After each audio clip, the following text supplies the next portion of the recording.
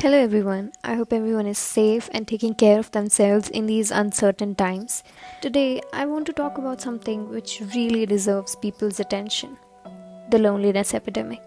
Large section of people have reported being lonely in the past few years, making loneliness a concern of public health.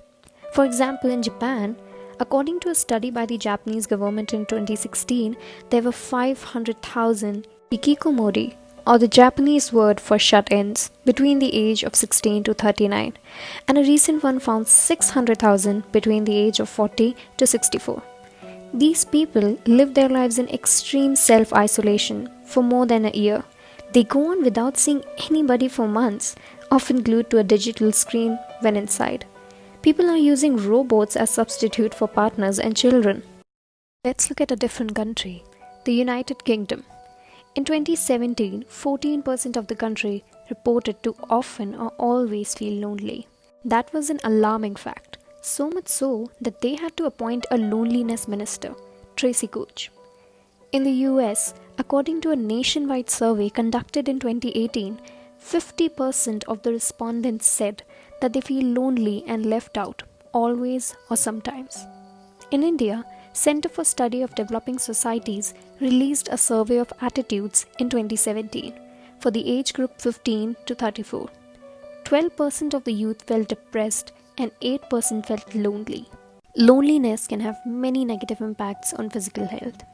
Loneliness increases stress, which in turn increases the risk of heart diseases, diabetes, and arthritis. Psychologists at Brigham Young University say that they have robust evidence that loneliness gives premature mortality to both young and elderly. But why are people feeling so lonely? Now, there can be many reasons. Some experts seem to suggest it is largely because of breaking up of traditional families.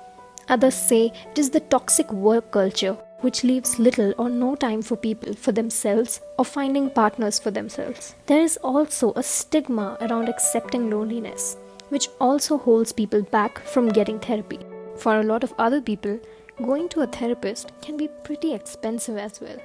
So, what are the ways in which we can tackle this loneliness epidemic? We need to reach out to people for help, which will only happen when there's no shame in accepting loneliness. We need more mental health talks. We need better co-worker relationships, understanding family members and friends to provide adequate social support.